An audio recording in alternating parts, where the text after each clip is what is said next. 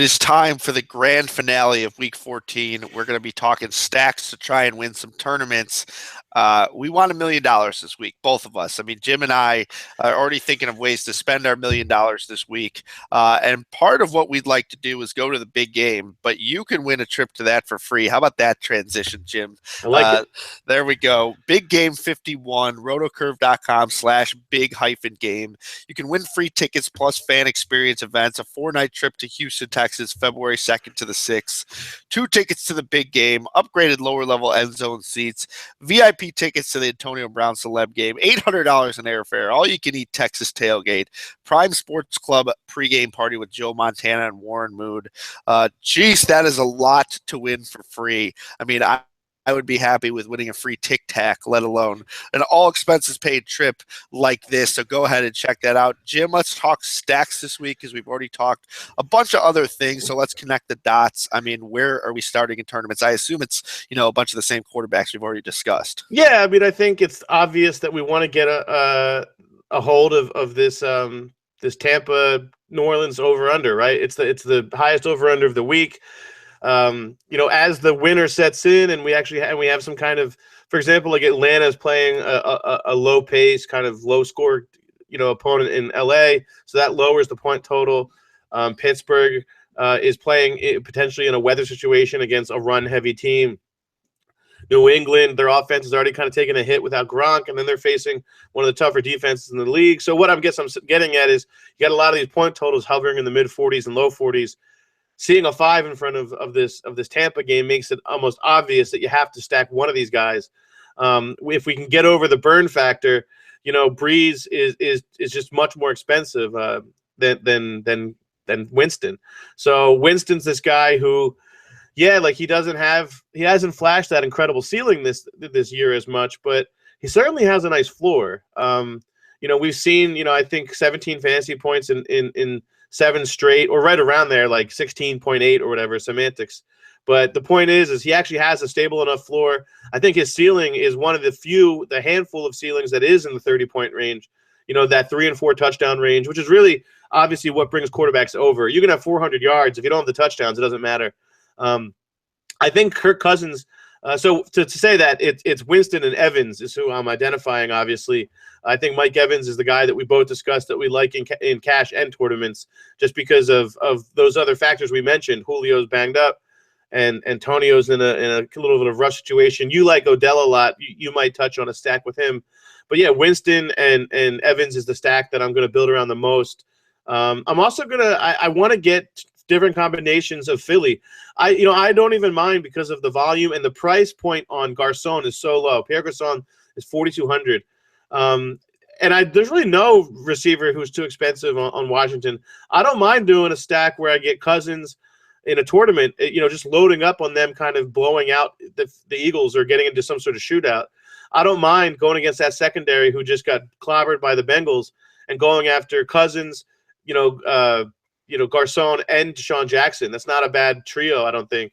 Other than that, it's a difficult week to identify. I mean, I think if you think Dalton and LaFell connect, or even Dalton and Eifert is interesting. We don't talk about tight ends very often because we don't have an isolated segment for them. But, Eifert's a touchdown guy. I think there is multiple touchdown upside here. The Browns have been really susceptible to tight ends, particularly because, they've gone through 3 or 4 safeties this year. They haven't really been able to keep safeties on the field.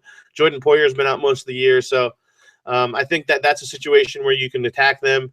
But, yeah, those are kind of the guys I'm looking at. Since I mentioned how much I like Dez, I think Dak and Dez is a reasonable one because that New York-Dallas game, especially with JPP out, it could read like a shootout. Both teams have talented passing offenses. Are you a fan of all getting in on Eli? I know you mentioned Eli. Yeah, definitely. I mean, I think that prime Eli in this matchup could have like 4 touchdown upside.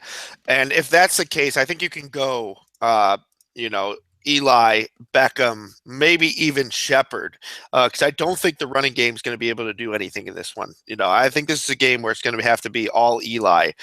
So I even think Victor Cruz, I wrote about it in a different segment that, he didn't even see a target last week, but I think that he could be a guy who could be sneaky in tournaments. He hasn't scored since week 1 when he faced the Cowboys. So that's kind of an interesting stat right there. But I definitely like that one. If I'm going with Dak Prescott, I actually like Jason Witten this week. If I'm rolling with that stat, I actually think Witten has multiple touchdown upside. Now, he doesn't have, catch a 65-yard bomb upside like Des Bryant does, but this Giants team has struggled against tight ends all year. I think Witten was targeted 14 times in that first game, so they clearly saw something they like there. I like that stack right there. And in the snow, especially if it is snowing, I like Tyrod Taylor and McCoy. I think they could run a lot of options and things like that. And I think we could get 100 yards rushing and a touchdown from each of them.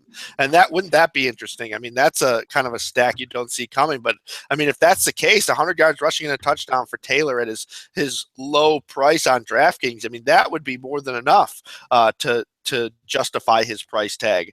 And I mean, some of the other ones we talked about, Aaron Rodgers, Jordy Nelson, I think, people look at Seattle and they're not going to really love going there.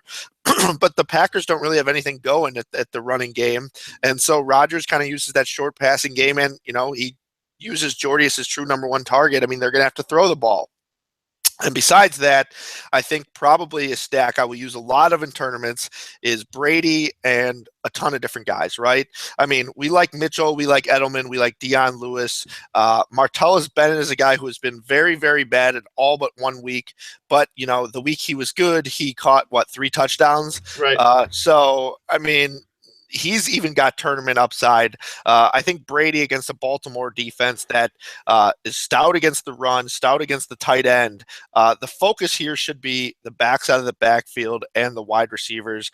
I can see a scenario where you use Brady and 2 receivers, maybe even Brady 2 receivers, and Dion Lewis. I mean, it's that good of a matchup for him. I think a lot of people are looking towards, some of the lesser quarterbacks this week, and, we were looking at the expensive guys last week. Joe Flacco got it done. Now I feel like people are going to be looking at the people in the Joe Flacco price tag, and Brady could get it done. So I definitely like that matchup for him in tournaments. Did we miss anything in tournaments that you think is worth noting? Just one would be the Houston's defense is somewhat neutered really recently.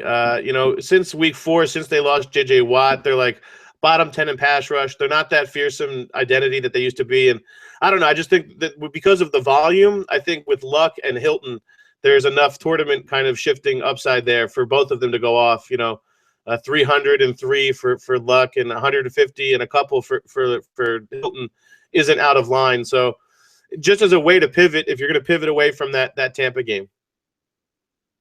Yep, I agree with you there. I mean, this week, if you like a team, the only other one I want to kind of mention is the Bengals. I remember hearing Adam Levitan talk about the stack of A.J. Green, Dalton, and Hill in the first meeting, and that actually was nice.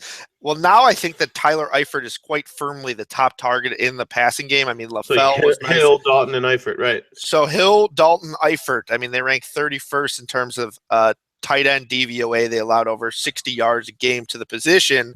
I think if they're going to get up, they're going to be throwing, and then once they're up, there's going to be a lot of Jeremy Hill. So I think that's a pretty pro play right there if you want to do a whole offensive stack. But that's all for us this week. Hopefully you enjoyed it. Before we go, though, rotocurve.com/bigplay. Win free tickets. Just want to remind you to this big game 51. Of course, that 4-night trip, VIP tickets to Antonio Celeb game, and much, much more included.